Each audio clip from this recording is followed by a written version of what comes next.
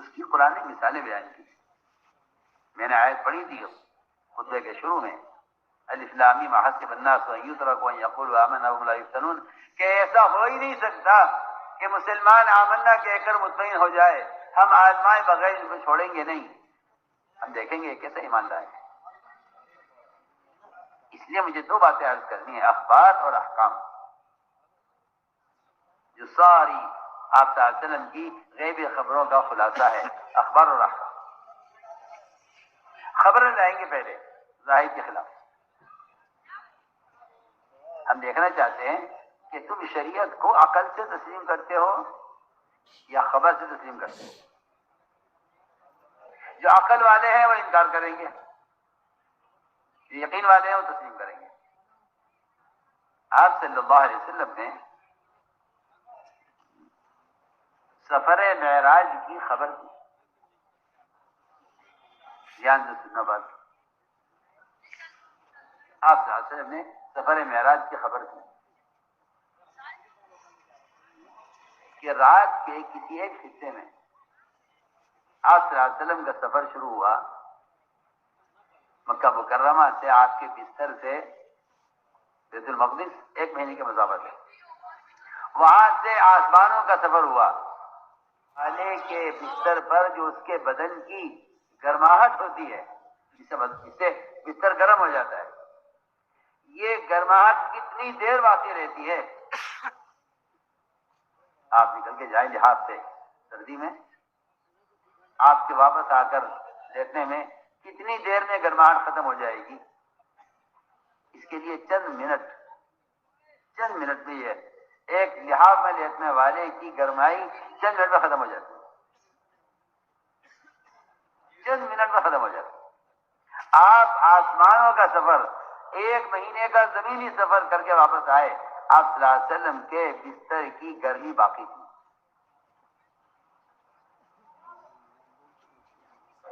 کیوں کیا ہے؟ ہم دیکھنا چاہتے ہیں کہ نبی کی بات کا کون مانتا ہے کون نہیں مانتا.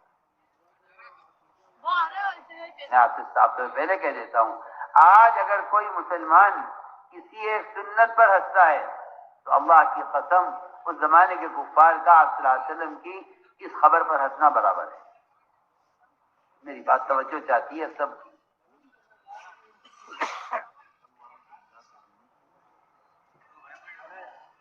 انا کفیناک المستہزئین، ایسے ہی کہہ دیا گیا.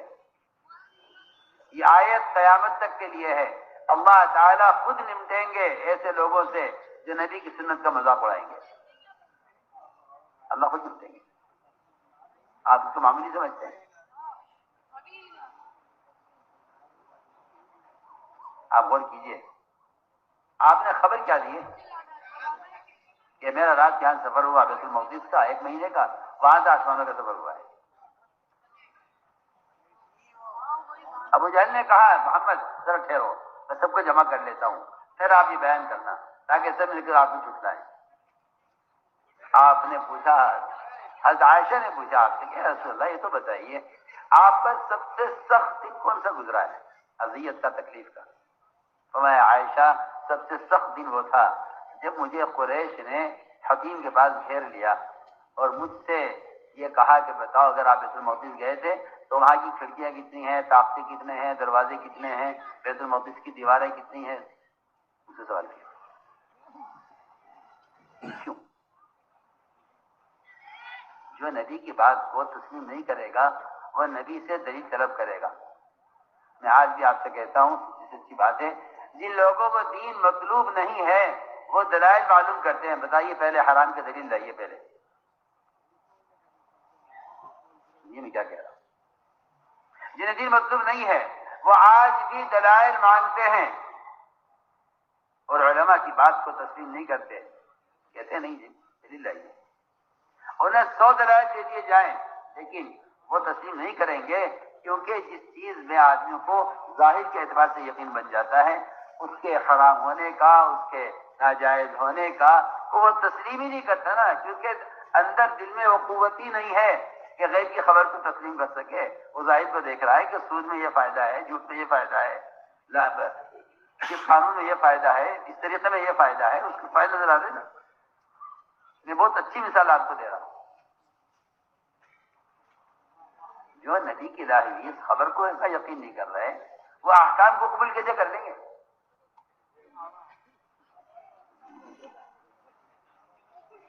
چنانچہ آپ صلی اللہ علیہ وسلم کو گھیر لیا اور گھیر کر آپ سے سوال کیا کہ آپ بتائیے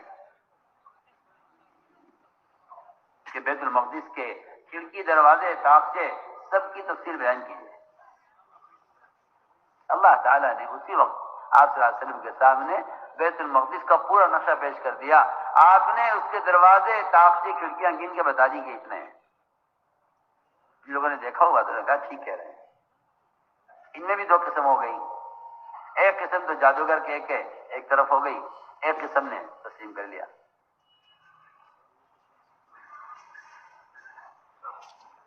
ہوتا یہ ہے کہ جب حق آتا ہے, میری بات توجہ سے سننا, یہ جب حق آتا ہے جن کے مقدر میں اس حق کا قبول کرنا نہیں ہوتا وہ دنیا میں پھرتے ہیں اس کے خلاف آواز لگاتے ہوئے, وہ دنیا میں پھرتے ہیں اس کی مخالفت کرنے کے لیے کہ یہ غلط ہے, ان کی بات غلط ہے. چنانچہ مزیدار بات یہ ہے کہ جب آپ صلی اللہ علیہ وسلم نے اپنے سفر معراج کی خبر دی تو ابو سفیان بڑے خوش ہوئے, اور اس تک اسلام نہیں لائے تھے. انہوں نے کہا یہ تو انہوں نے نعوذ باللہ ثم نعوذ باللہ آج ایسی بات چھوڑ دی ہے کہ اگر میں جا کر شاہ قیصر کو یہ بات بتا دوں تو وہ اس کا پورا ملک آپ صلی اللہ علیہ وسلم کی کہ جھٹلانے پر جمع ہو جائے گا, اور اس سے جب ہم ان کو حق کو جھٹلائیں گے تو باطل ہمارا غالب رہے گا, ہمارا دین غالب رہے گا. مزیدار قصہ ہے. ابو سفیان نے اس کے لیے سفر کیا اور وہاں گئے قیصر روم کے پاس, اور قیصر روم کی مجلس میں سارے وزراء کو جمع کیا, سب کو جمع کر کے کہا کہ میں تمہیں ایک نعوذ باللہ نیا جھوٹ بتلاتا ہوں محمد صلی اللہ علیہ وسلم کا. وہ یوں کہتے ہیں کہ ایک رات میں ان کا سفر بیت اللہ سے بیت المقدس کا ہوا, وہاں سے آسمانوں کا سفر ہوا. ابھی مجلس میں یہ بات انہوں نے رکھی ہی تھی بادشاہ کے سامنے کہ سارے وزراء اور سارے جتنے اس کے کفار جمع ہیں وہ سب اس پر ہنسیں گے, سب انکار کریں گے اور یہ کہیں گے کہ ان کا دین قبول مت کرنا, یہ تو جھوٹی بات کرتے ہیں. ان سب کے بولنے سے پہلے انہی میں سے ایک مشرک کھڑا ہوا. اس نے کہا کہ میں گواہی دیتا ہوں کہ یہ سفر ہوا ہے اور آپ صلی اللہ علیہ وسلم نے بیت المقدس میں نماز ادا کی ہے اور وہاں سے آپ کا آسمانوں کا سفر ہوا ہے. ایک کافر کھڑا ہو گیا. قیصر روم بھی حیران تھا, قیصر روم بھی حیران.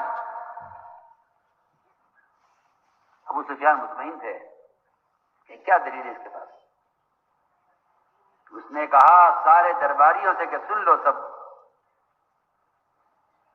جس رات آپ صلی اللہ علیہ وسلم کا یہ سفر ہوا ہے آسمانوں کا, اس رات بیت المقدس کے دروازے بند کرنے کی ڈیوٹی میری چل رہی تھی. ان دنوں میں وہاں موجود تھا. ہم نے سارے دروازے بند کر کیے. مین صدر دروازہ بند کرنے کے لیے ہم نے پوری طاقت لگائی, پوری کوشش کی کسی دروازہ بند ہو جائے. وہ دروازہ ہم سے ہلا نہیں, سرکا نہیں. ہم نے مستری کو, روایت جس طرح میں نقل کر رہا ہوں, ہم نے مستری کو بلایا کہ دیکھو یہ دروازہ بند نہیں ہو رہا ہے, اس کو دیکھو کھول کر ٹھیک کرو اس کو. اس نے لاکھ کوشش کی, دروازے نے حرکت نہیں کی. کہنے کا مجبور ہو کر دروازے کو اسی حال پر چھوڑ کر چلے گئے. صبح ہم آئے تو دروازہ بالکل ڈھیلا تھا, ہلکا تھا دروازہ, ہم نے بند کیا. دروازہ حرکت کر رہا تھا اور دروازے کے باہر آثار تھے ایسے جیسے کوئی گھوڑا یہاں باندھا گیا ہے. تو اس کافر نے کہا میں گواہی دیتا ہوں, تم اگر جھٹانے کے لیے مکے سے آئے ہو محمد صلی اللہ علیہ وسلم کے سفر معراج اور سفر بیت المقدس کے, تم اگر جھٹلاتے ہو, تم جھٹانے کے لیے وہاں سے آئے ہو, میں تصدیق کرتا ہوں. اس نے پورے قیصر کے دربار میں کھڑے ہو کر کہا کہ اگر تم تصدیق کرتے ہو تو کرو, میں تو میں تو عینی شاہد ہوں، میں تو اپنی آنکھوں سے دیکھ کر کہہ رہا ہوں. اگر اس نے اگلی بات یہ کہی کہ میں نے اس رات جب مجھ سے دروازہ بند نہیں ہوا اور میں نے جا کے اپنی کتابوں میں دیکھا تو ہماری کتابوں میں یہ تاریخ ملی کہ اس تاریخ میں آخری نبی آ کر یہاں نماز ادا کریں گے. اچھا تو صحیح.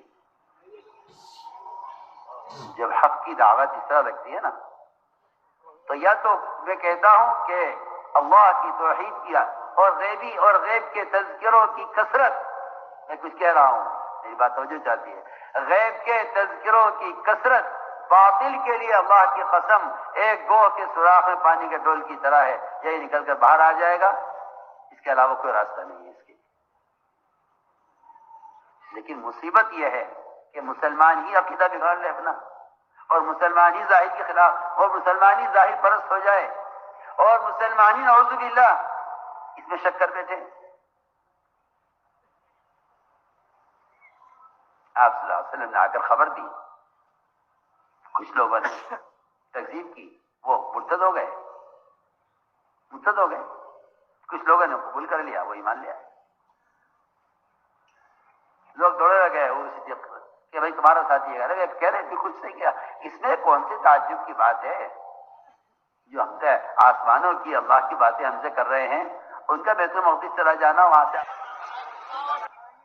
تو میں نے عرض کیا کہ خبریں وہ آئیں گی پہلے ظاہر کے خلاف اور عقل کے خلاف. اسی قرآن میں اسی آیت کے ساتھ ہے،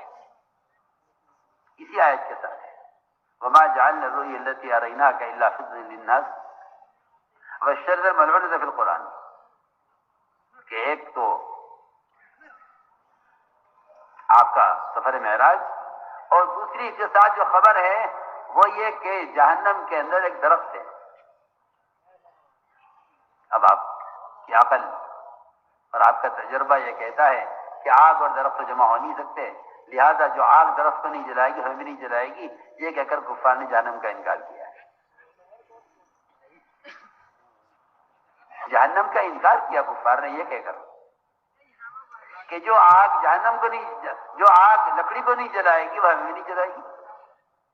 لہذا جس آگ سے آپ ہمیں ڈرا رہے ہیں ہمیں اس آگ کا خوف نہیں ہے، اور اگر ہم کفر پر رہے بھی تو یہ آگ ہمیں جلائے گی نہیں، کیونکہ لکڑی کو نہیں جلائے تو ہمیں بھی جلائے گی. عقل میں آج کرنا چاہتا ہوں، عقل جس طرح میں کہنا چاہتا ہوں، جس طرح یہ خبریں عقل کے منافی ہیں، اس طرح سارے احکام شریعت عقل کے منافی ہیں.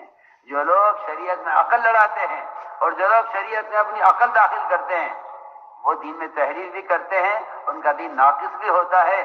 جتنا دین ان کی عقل میں سماتا ہے اتنا دین اختیار کرتے ہیں، باقی کہہ کے چھوڑ دیتے ہیں کہ بھائی حالات ایسے ہیں اور عقل اس بات کو تسلیم نہیں کر رہی ہے، اس زمانے میں یہ کیسے ہو سکتا ہے، لہٰذا جتنا تمہاری عقل میں آئے کر لو، جو اتنا آئے اس کو چھوڑ دو. یہ مسلمان کے دین کے ناقص ہونے کی وجہ ہے کہ اس نے احکام شریعت کو عقل سے لیا ہے، حالانکہ احکام شریعت کا مدار عقل پر نہیں ہے اور نبی کی لائی ہوئی خبروں کا مدار عقل پر نہیں ہے. ہم یاد کرنا چاہتے ہیں جو خبریں ہیں غیب کی، اس لیے فرمایا کہ غیب کے تذکرے کیا کرو. علماء نے لکھا ہے جن چیزوں کو یاد رکھنا ہے ان کے تذکروں میں تکرار ہے. آج کے لوگ بس صرف مسائل کا تکرار کرتے ہیں، حالانکہ مسائل کا علم تکرار کا محتاج نہیں ہے. وجہ اس کی یہ ہے کہ جب مسائل کا علم معلوم ہو گیا تو اس کے مطابق عمل کرو، کیونکہ مسائل کا علم عمل کے لیے ہے اور غیب کا علم بالذات مقصود ہے. توحید کا بیان کرنا اور غیب کی چیزوں کا بیان کرنا بالذات مقصود ہے، اور احکام کا بیان کا ذکر کرنا عمل کے لیے مقصود ہے. آپ نے احکام سیکھ لیے ہیں تو آپ فارغ ہو گئے، آپ نے احکام سیکھ لیے تو آپ احکام کے علم سے فارغ ہو گئے.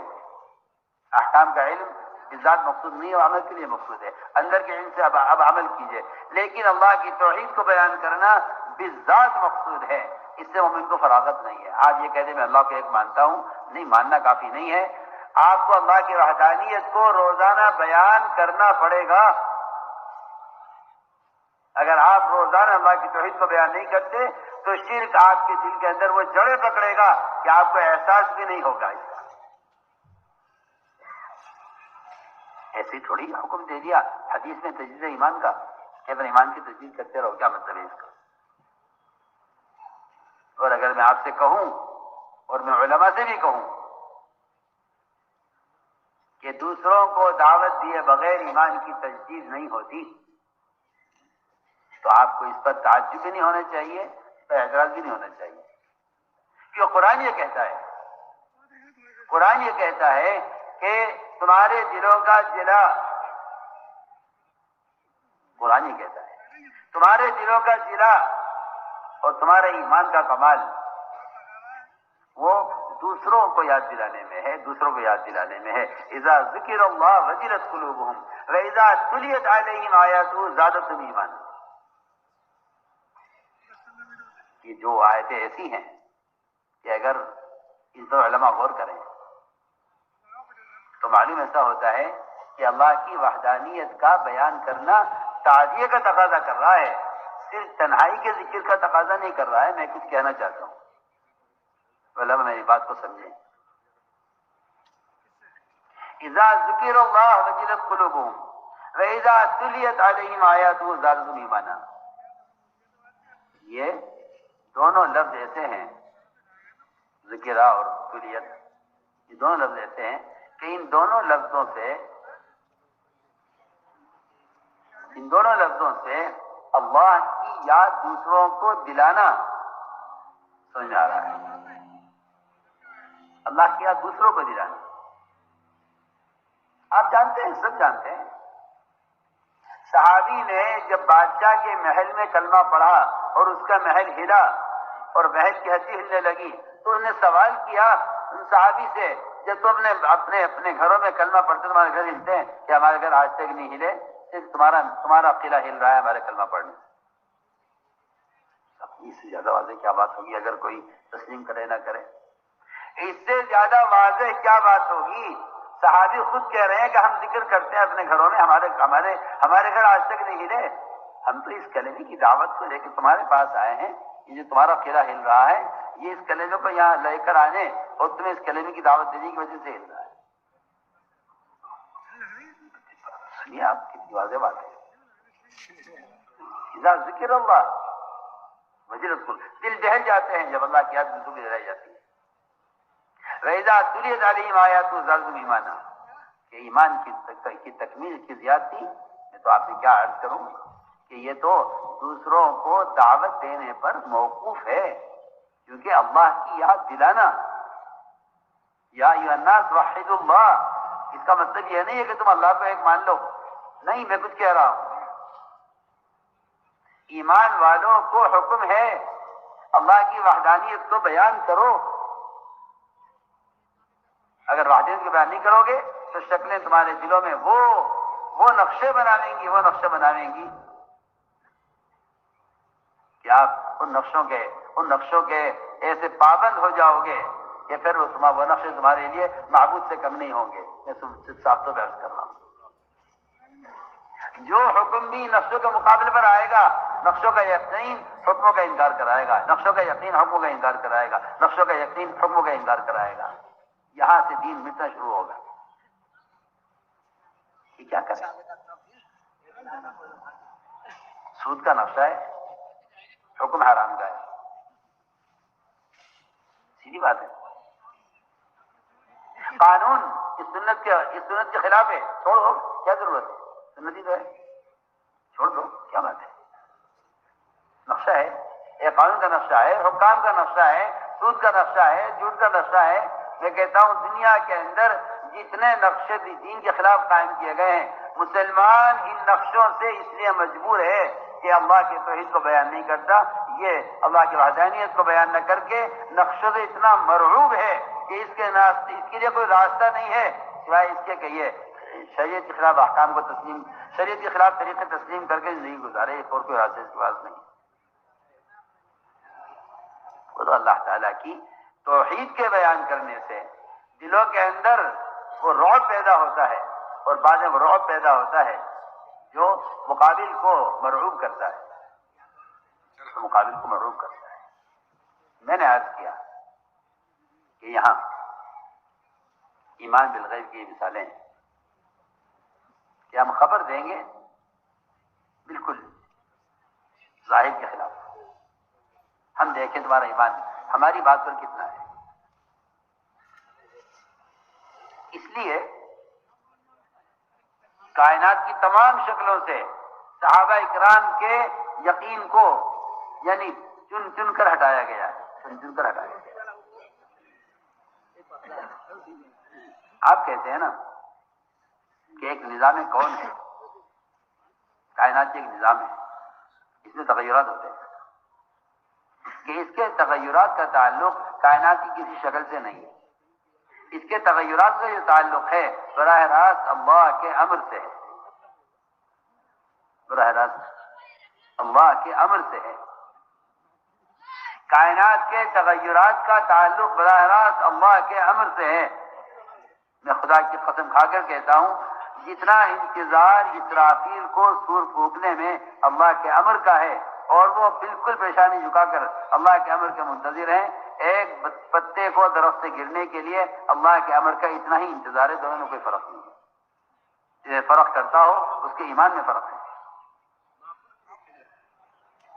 جو اسے فرق کرتا ہو اس کے ایمان میں فرق ہے۔ جو اللہ کے امر کی حیثیت ایک اسرافیل کے سر پھونکنے کے لیے ہے، وہ حیثیت اللہ کے امر کی ایک درخت کے پتے سے سوکھ کر گرنے کی ہے۔ لیکن ایک اندر شرک ہے، اندر ایک شرک ہے، اندر ایک شرک ہے جس سے اس زمانے کا مسلمان بالکل ناواقف اور غافل ہے۔ وہ شرک کیا ہے؟ وہ شرک ہے سائنس، وہ شرک ہے سائنس، وہ شرک سائنس ہے۔ میں آپ سے کھل کے کہہ رہا ہوں، وہ شرک سائنس ہے۔ سائنس کا خلاصہ یہ ہے کہ کائنات کے جو تغیرات ہیں اس کا تعلق کائنات سے ہے۔ میں بالکل سائنس کا آپ کو خلاصہ بتا رہا ہوں، میں نے پڑھی نہیں ہے مگر میں اللہ کی قسم کھا کر کہتا ہوں، آپ جتنا چاہے پڑھ لیں، آپ کی آخری منزل یہ ہوگی کہ نظام کائنات کائنات سے چل رہا ہے۔ اسی کو شرک کہتے ہیں اور اسی کو عقیدے کا فساد کہتے ہیں، اسی کو شرک کہتے ہیں۔ سائنس کا خلاصہ یہی ہے کہ نظام کائنات کائنات سے چل رہا ہے، اور یہ سوچ دہریت پیدا کرتی ہے، دہریت پیدا کرتی ہے۔ اس سوچ سے کبھی اللہ کا خیال کسی کو نہیں آتا۔ میں جو کھل کر آپ سے کہنا ہے، اگر روزانہ مسجدوں میں ایمان کی حلقہ لگا کر اللہ کی وحدانیت کو بیان نہیں کرو گے تو میں آپ سے صاف بات کر رہا ہوں کہ جتنی کائنات کی شکلیں ہیں، لوگ شکلوں کے تغیر کو شکلوں سے جوڑ کر ایک نیا عقیدہ پیدا کریں گے، وہ کیونکہ شکل سے شکل ہے۔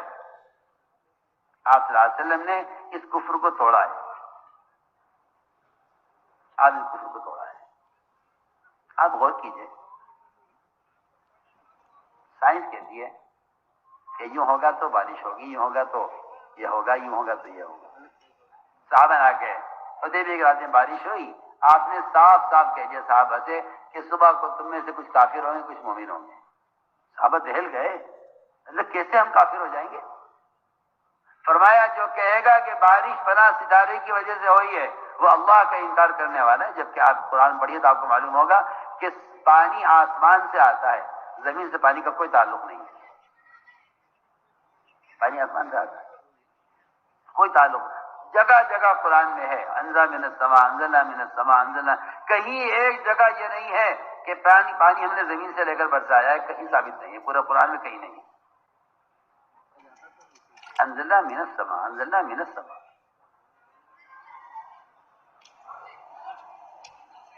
صحابہ نے گھبرا گئے، صحابہ کیسے ہم کیسے کافر ہو جائیں گے؟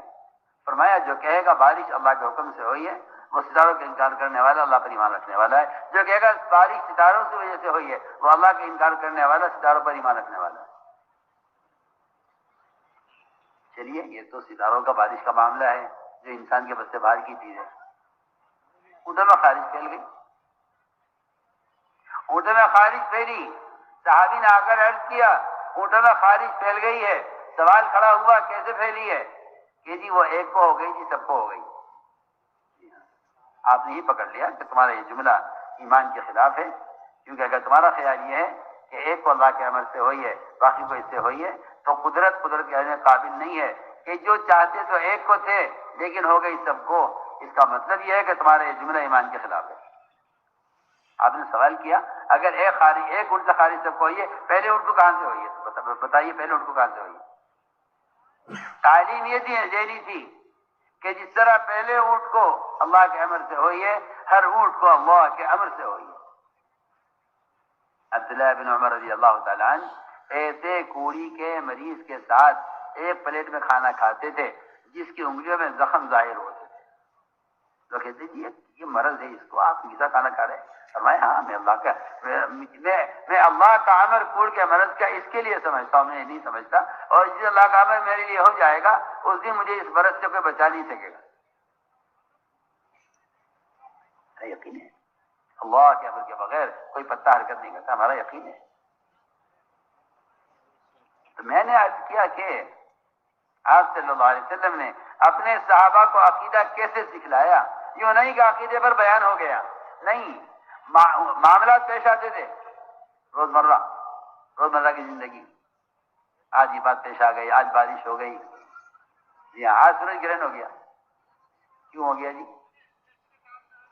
کہ جی وہ ابراہیم رضی اللہ تعالیٰ عنہ کا انتقال ہوا, آپ کے بیٹے کا, سورج گرہن ہو گیا. کیوں؟ کیونکہ یہ اس دن اس لیے ہوا ہے تاکہ نبی تمہیں اس کی تعلیم دیں کہ دنیا میں کسی چیز کے پیش آنے سے سورج گرہن کا کوئی تعلق نہیں ہے. اللہ رب العزت اپنے امر سے اپنی قدرت سے جب چاہیں سورج کی روشنی کو سلب کر لیں, یہ اس کا امر ہے. آپ مجھے بتا دیجئے کون سے سائنس کے اسکول میں پڑھایا جاتا ہے کہ اللہ کے امر سے سورج بے نور ہوتا ہے؟ کون سے کہاں پڑھایا جاتا ہے؟ کہیں ثابت کر دیجیے آپ.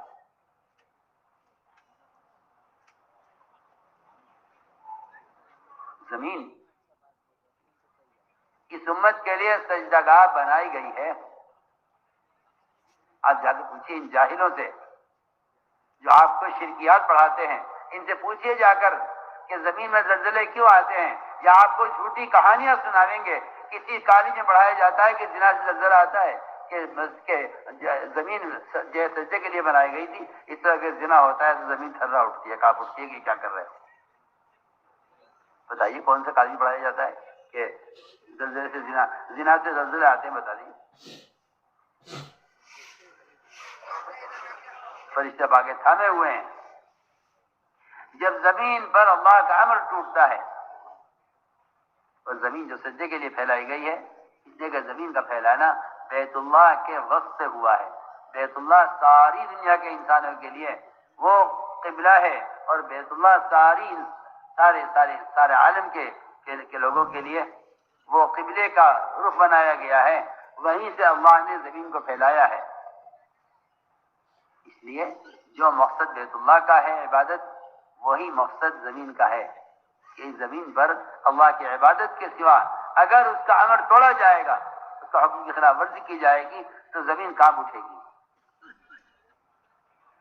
زمین کانپ اٹھے گی. زلزلے زنا سے آتے ہیں, زلزلے زنا سے آتے ہیں. بتائیے کون سی اسکول پڑھایا جاتا ہے؟ ایڈس کی بیماری معاشرے کا کام کے ٹوٹنے سے آتی ہے, سب جانتے ہیں. کہیں پڑھایا جاتا ہے؟ کیوں پڑھایا جائے گا؟ جہاں بدکاریاں پڑھائی جاتی ہیں, جہاں معاشرے کے فساد کی تربیت کی جاتی ہے, جہاں خلاف سنت معاشرے کی کوشش کی جاتی ہے, کیا وہاں یہ بتایا جائے گا کہ یہ فساد اور یہ زلزلے اور یہ بیماری اس سے آ رہی ہیں؟ سوال ہی نہیں ہے. جہاں مقصدی باطل کو فروغ دینا ہے. میں نے عرض کیا کہ ایمان بالغیب, یہ اس کی مثالیں ہیں. یہ کائنات میں جو بھی تغیر ہو, اس تغیر کو اللہ کے غیر کی طرف منسوخ کرنا تمہیں شرک سکھلائے گا، اس تغیر کو اللہ کے غیر کی طرف منسوخ کرنا ایمان سکھلائے گا. یہ فرق ہے. تغیرات ہوں گے کائنات میں، اور تغیرات ہوتی اس لیے ہیں تاکہ دیکھا جائے کہ مومن کا کیا خیال ہے. لیکن جب مسلمان عقیدہ توحید نہ پڑھ کر اور مدارس میں عقیدے کی تعلیم حاصل نہ کر کے، جب یہ پہلے اسکولوں میں جا کے جھونکے جاتے ہیں، یہ وہاں سے شرک پڑھ کر آتے ہیں اور اتنا قرآن پڑھ لیتے ہیں جس سے نماز ہو جاوے، اتنا قرآن پڑھ لو جس سے 2 رکعت ہو جاوے. جی ہاں، یہ ان کا خیال ہے. تم اتنی ڈاکٹری پڑھ لو نا کہ جسے ایک سر کے درد کی دوا دے دو. نہیں جی، ہمیں تو بہت پڑھنا ہے، سرجن بننا ہے. سنیے دوسری میں کیا کہہ رہا، قرآن اتنا پڑھ لو جس سے تمہاری نماز ہو جاوے. تمہیں کوئی مطلب نہیں قرآن میں عقیدے کی تعلیم کیا ہے، شریعت کی تعلیم کیا ہے، غیب کا علم کیا ہے، آپ کو اس سے کوئی مطلب نہیں ہے. آپ کا خیال یہ ہے قرآن اتنا پڑھو جتنی ضرورت ہے، اور دنیا اور جہل اتنا پڑھو جتنی خواہش ہے. اس رخ پر مت چلو. اس لیے ہم نے عرض کیا کہ حضور اکرم صلی اللہ علیہ وسلم نے اپنے صحابہ کے ایمان کو خوب ٹٹولا ہے، خوب پکڑا ہے. چنانچہ میں عرض کر رہا ہوں کہ جتنے آپ صلی اللہ علیہ وسلم سچے ہیں اللہ کی طرف سے غیب کی خبریں لانے میں، غیب کی خبریں غیب کی خبریں آتی ہیں، اور ان خبروں کو سننے والوں کے ایمان کا امتحان ہوتا ہے کہ دیکھنا تو ہے کہ انہیں خود اس پر کتنا یقین ہے. میرے دل چاہتا ہے کہ میں 2 مثالیں اس کی عرض کروں کہ نبی کی لائی خبر پر یقین کرنے پر کیا ملتا ہے، شک کرنے پر کیا ہوتا ہے.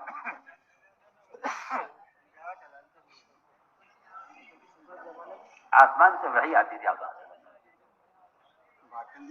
اور اس وحی پر یقین رکھنا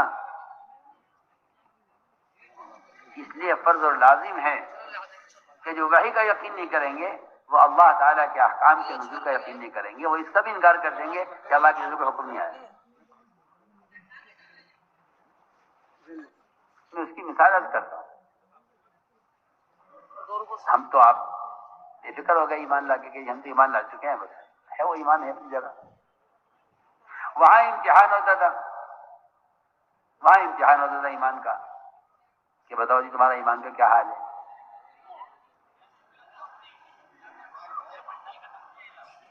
چنانچہ ایک صحابی عبداللہ بن سعد بن سرح ان کا نام تھا، وہ لکھے پڑھے آدمی تھے. انہوں نے ایمان لائے، وہ صحابی ہوئے.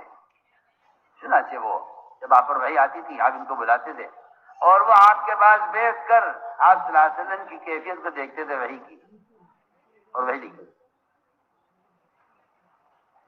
اللہ نے امتحان لیا کہ دیکھیں تو صحیح، یہ آدمی وحی لکھتا ہے، اس کا خود وحی پر کتنا ایمان ہے.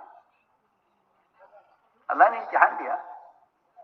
میں تو کہہ رہا ہوں نا شروع سے کہ اللہ تعالیٰ فتنے میں ڈالیں گے، یعنی آزمائش میں ڈالیں گے ایمان کو دیکھنے کے لیے کہ تمہارے ایمان کا کیا حال ہے.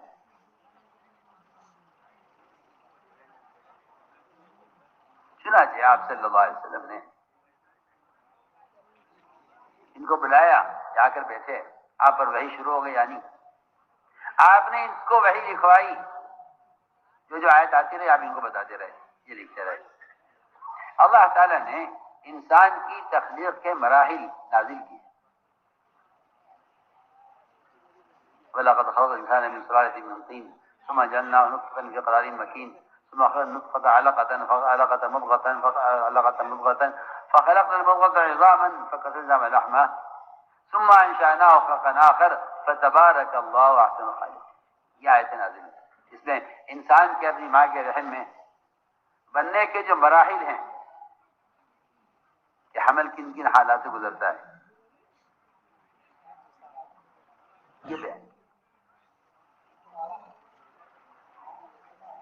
ساری اللہ تعالی نے پوری انسان کی تخلیق کا مراحل بیان کر دیا. آخر میں اللہ تعالیٰ نے ایک آیت کے الفاظ، آیت تو نہیں بنائی، اس آیت کے الفاظ ان صحابی کی زبان پر جاری کر دیں. امتحان لینا ہے اس کا وحی پر کتنا یقین.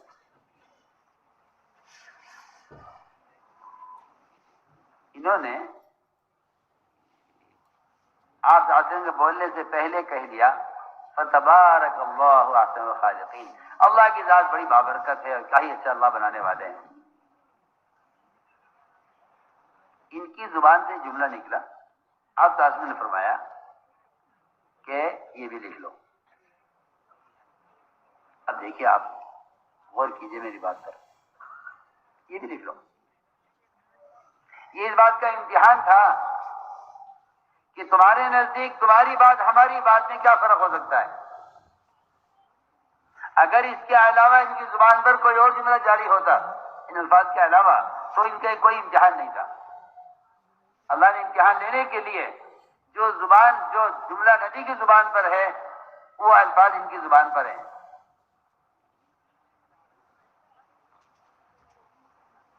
چنانچہ انہوں نے آپ کے بولنے سے پہلے کہہ دیا تبارک اللہ احسن الخالقین، فرمایا کہ یہ بھی لکھ لو. یہ بھی لکھ لو. انہوں نے کہا یہ تو میں کہہ رہا ہوں. آپ نے ٹھیک ہے تم نے کہہ دیا تھا لیکن ہم جو کہہ رہے ہیں یہ لکھو. وہ اڑ گئے اس پر کہ نہیں، آسمان سے کوئی وحی نہیں آتی، نعوذ باللہ، جن کی بات اچھی لگتی ہے لکھوا دیتے ہیں. یا یہ کہا کوئی وحی نہیں آتی آسمان سے، اگر وحی آتی ہے ان پر تو مجھ پر بھی آتی ہے، میں بھی نبی ہوں. میں بھی نبی ہوں. یا انہوں نے نبی ہونے کا دعویٰ کیا. حضرت تھانوی رحمۃ اللہ علیہ لکھا ہے کہ مومن خطرے میں ہے، کافر امید پر ہے. جس ایمان کی نعمت سے اور جس ایمان کی دولت سے میں اور آپ غافل بیٹھے ہوئے ہیں نا،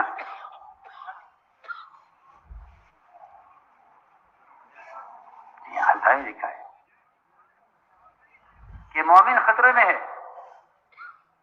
کب اس کی زبان سے کوئی جملہ ایسا نکل جاوے کہ اس کا پاؤں پھسل جاوے. اس نے فرمایا کہ اللہ تعالیٰ سے ایمان کو ساری نعمتوں سے بڑھ کر مانگتے رہا کرو. جتنا ایک آدمی کے پاس صبح اور شام ایک وقت کا کھانا اس کے پاس ہونا جتنا لازم اور ضروری ہے، اللہ کی قسم اس سے کہیں زیادہ ہر لمحہ ایمان کا باقی رہنا ضروری ہے. اللہ کے ذات بہت مستغنی ہے. مجھے تو حیرت ہے، تعجب ہے، لوگ کسی لنگڑے کو دیکھتے ہیں دعا پڑھتے ہیں الحمدللہ الذی عافانی ابتلا کبھی، کسی اندھے کو دیکھتے ہیں دعا پڑھتے ہیں الحمدللہ الذی عافانی ابتلا کبھی. یہ حیرت اس ملک کے مسلمانوں پر ہے. مجھے حیرت اس ملک کے مسلمانوں پر ہے جو صبح شام دن رات آگے پیچھے کفار کو دیکھتے ہیں لیکن انہیں کبھی اپنی نعمت اسلام پر اس دعا کے پڑھنے کا خیال نہیں آتا. کسی اندھے کو دیکھیں گے دعا پڑھیں گے الحمدللہ الذی عافانی ابتلا کبھی. کسی لنگڑے کو دیکھ لیں گے تو دعا پڑھیں گے. کہ ہسپتال میں جا کر بیماروں کو دیکھیں گے تو یہ دعا پڑھیں گے. اور کہتے ہیں میں کسی بیمار کو دیکھو تو دعا پڑھ لیا کرو کہ اللہ نے تمہیں صحت کی نعمت دی ہے. ہاں میری بات پر توجہ دے، میں کیا کہہ رہا ہوں. ان ساری نعمتوں پر مہا نعمت اور ان ساری نعمتوں کے مقابلے میں سب سے بڑی دولت وہ ایمان تھا جس پر جنت کی ہمیشہ کی نعمتوں کا مدار ہے. حضرت علی رضی اللہ تعالیٰ عنہ کہ جو آدمی دنیا کی نعمتوں کو ہی نعمت یقین کرے اس کی عقل جاتی رہی اور اس کے عذاب کو بہت قریب آ گیا. حضرت علی کا قول ہے قل عقلہ وقرب عذاب، اس کا عقل جاتی رہی ہے اور اس کے عذاب کا بہت قریب آ گیا ہے. جو سمجھتا ہو کہ بس دنیا کی نعمتیں مل جائیں یہ نعمتیں ہیں، یعنی سب سے بڑی نعمت ایمان ہے. تو میں نے آج کیا لکھا ہے کہ کافر امید پر ہے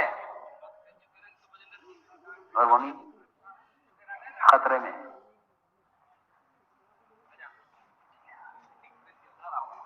تو میں اس واقعہ عرض کر رہا تھا کہ یہ صحابی اٹھے یہاں سے اور مرتد ہوئے اور اپنے نبی ہونے کا دعویٰ کیا. فرمایا اگر بیت اللہ کا پردہ تھامے ہوئے مل جائے تو اس کو قتل کر دینا، اس کو چھوڑنا نہیں ہے. یہ تو وہ ہیں جو وہی لکھتے ہوئے ان کا امتحان ہو گیا. ان کے مقابلے میں مکے کا سب سے بڑا شیطان عمیر بن وہب، جو آپ صلی اللہ علیہ وسلم کی وحی کا انکار کرے، آپ کے نبی ہونے کا انکار کرے، آپ کے رسول ہونے کا انکار کرے. کوئی آیت قرآن کی آتی تو اس کا انکار کرتا.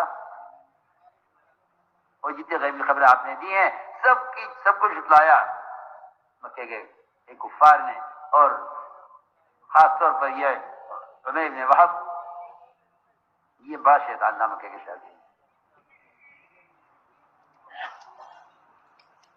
کفار نے اس سے کہا عمیر تم ایک کام کر سکتے ہو کہ یہاں سے محمد صلی اللہ علیہ وسلم چلے گئے ہجرت کر کے مدینے، تم جا کر کسی طرح محمد صلی اللہ علیہ وسلم کو قتل کر دو.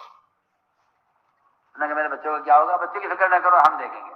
میرا قرضہ کا کیا ہوگا؟ تمہیں کرو، ہم دیکھیں گے. تم تو ایک کام کرو، انہیں قتل کرو. روایت میں ہے کہ عمر بن وہب نے ان 6 آدمیوں سے یہ کہا حتیم میں بیٹھ کر کہ دیکھو بس ہم 6 کے علاوہ اس بات کا کسی سے ذکر نہیں ہوگا. ٹھیک ہے، یہ طے کر لیا ان 6 نے مل کر کہ ہم کسی سے اپنی سگی ماں سے بھی ذکر نہیں کریں گے کہ ہم نے ایسے پلان بنایا ہے اور آپ صلی اللہ علیہ وسلم کے قتل کے لیے اس کو بھیجا ہے. کوئی کسی کو نہیں بتائے گا جب تک خبر نہ آ جائے. ان کو آپس میں انہوں نے طے کر لیا کہ یہ طے کر لو کوئی کسی کو خبر نہیں کرے گا، نہیں کریں گے.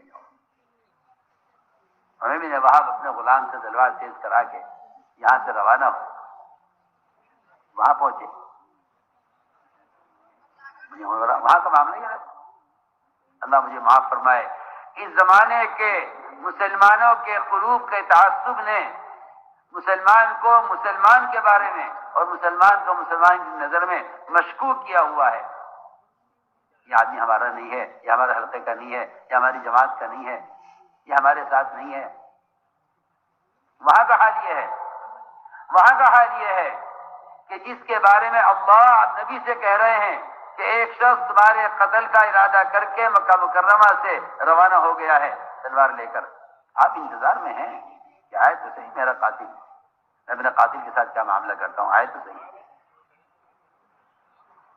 یہ پہنچو میرے میں حضرت عمر نے دیکھ لیا کہ اس کی آنکھوں کا رنگ یہ بدلا رہا ہے کہ اس کا ارادہ اچھا نہیں ہے.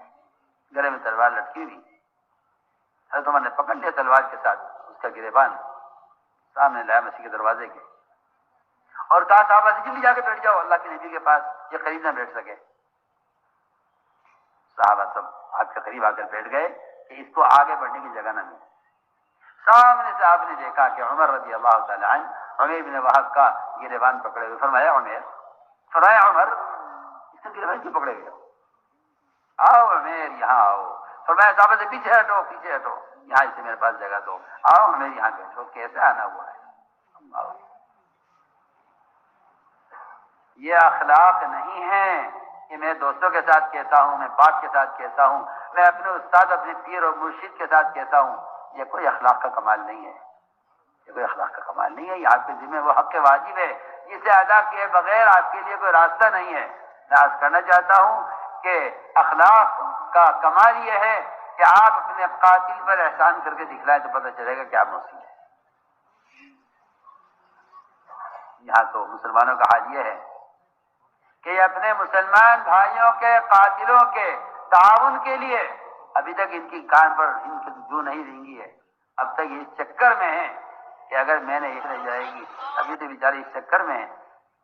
میں اللہ کی قسم کھا کر کہتا ہوں، 1 پیسے کا اگر کوئی کسی ظالم کا تعاون کرتا ہے تو اس کا اپنے باپ اور اپنے دوستوں کے، اپنے باپ اور اپنے رشتے داروں کے خون پینے کے برابر ہے. میں آپ سے صاف کہہ رہا ہوں. آپ مسئلے معلوم کرتے پھرتے ہیں، جن کے اندر حیا ختم ہو جاتی ہے وہ مسئلے معلوم کرتے پھرتے ہیں. جن کے اندر سے حیا ختم ہو جاتی ہے مسائل وہ معلوم کرتے ہیں.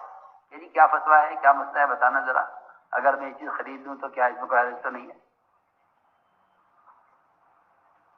فتوے وہ پوچھتے پھرتے ہیں جن کی حیا ختم ہو چکی ہوتی ہے. ورنہ آپ کے گھر کے برابر میں آپ کے باپ کے قاتل کی دکان ہو، آپ اس دکان سے سامان خریدیں گے؟ میری بات کا جواب دیجیے. کھانا میں میرے باپ کا قاتل ہے، میں اس کے ایک پیسے کا اگر میں ایک پیسے کا اس کی بکری کرتا ہوں یا اس کو فائدہ پہنچاتا ہوں تو یہ میرے اپنے باپ کے قاتل کا تعاون کرنا ہے، اور میرے باپ کا رشتہ اس کی اجازت نہیں دیتا. سنیے تو صحیح. آپ حدیث میں فرمایا اگر تمام آسمان کی مخلوق اور تمام زمین کی مخلوق آپس میں جمع ہو کر صرف ایک مسلمان کے قتل میں شریک ہوں گی، اللہ تعالیٰ سب کو جہنم میں ڈالے. آپ شراکت اس کو سمجھتے ہیں کہ میں نے تلوار کو ہاتھ میں لیا ہے؟ آپ شراکت اس کو سمجھتے ہیں کہ میں نے مقتول کو پکڑ کے پیش کیا ہے؟ نہیں. میں قسم اگر کہتا ہوں کہ کسی ظالم کا ایک پیسے کا تعاون کرنا بھی مظلوم کے ظلم میں ظالم کے ساتھ شریک ہونا ہے. مگر وہی بات ہے کہ ابھی ہم نے اس بارے میں غور کیا نہیں ہے. ہم اپنی خواہشات سے ظالموں کا تعاون کر رہے ہیں، اور یہ ڈبل ظلم ہے. خواہشات سے آدمی دین کی بات کرتا ہے، اور خواہشات سے آدمی بعض مرتبہ دوسرے کے حقوق کو بھی پامال کرتا ہے. تو میں عرض کر رہا تھا کہ وہاں معاملہ یہ نہیں تھا، وہاں معاملہ یہ تھا کہ ہمیں اس کے ساتھ کیا کرنا ہے. عمر رضی اللہ تعالیٰ عنہ عمیر کیا کرے بان پکڑ کر کھڑے ہوئے تھے اسی کے سامنے. میں عمر تھوڑی سی کرے بان یہاں عمیر یہاں دیکھا. میں تو سمجھنا چاہتا تھا کہ ایک نے وحی کا انکار کر دیا، وہ تو وحی لکھنے والے صحابی ہو کر مرتد ہوئے. یہ دوسرا شیطان عمیر بن وہب جس نے آج تک ساری وحی کا انکار کیا ہے، اس کو آپ نے سامنے بٹھا کر پوچھا عمیر کیسے آنا ہوا؟ کہنے لگے جی نہیں میں تو اپنے بھائی کو لینے آیا تھا.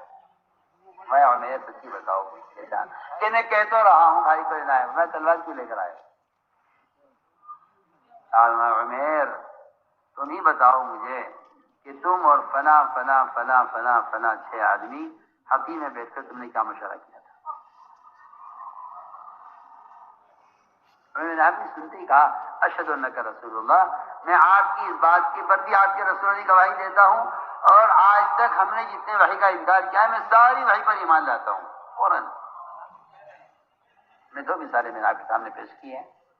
ایک صحابی کے تردد نے ان کو مرتد کر دیا، اور ایک سب سے پکے کافر نے جس نے پوری زندگی آپ کی بات کی تکذیب کی ہے 13 سال مکے میں. اس کے بعد یہ صرف ایک بات پر صرف اے محمد میں آپ سے کہتا ہوں اس بات کی کسی کو خبر نہیں ہے، مکے سے کوئی آیا نہیں ہے میرے علاوہ.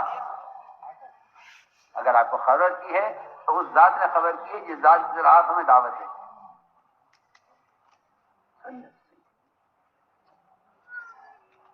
آپ کو خبر کی ہے تو اس ذات نے کی ہے جس ذات کی ہمیں دعوت دیا کرتے تھے، انکار کرتے تھے، آج میں اس ذات کو تسلیم کرتا ہوں. ادھر مکے والے انتظار میں اب خبر آئے. ایک صاحب پہنچے بہت دن کے بعد، بھائی کیا ہوا؟ وہ گیا تھا. ارے جاؤ، وہ تو جاتی ان کے دین میں داخل ہو گیا، تم یہاں انتظار بیٹھے خوشخبری آنے.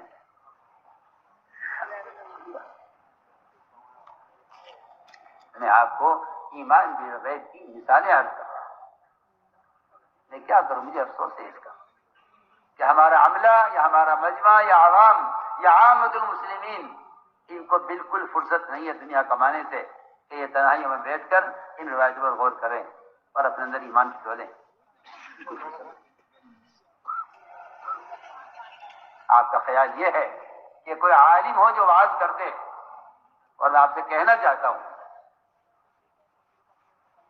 کہ یہ 10-5 منٹ کا وعظ کافی نہیں ہے. تنہائیوں میں ان واقعات کو پڑھو اور اللہ تعالیٰ سے ایمان کو اپنی صحت سے زیادہ کوشش سے مانگو.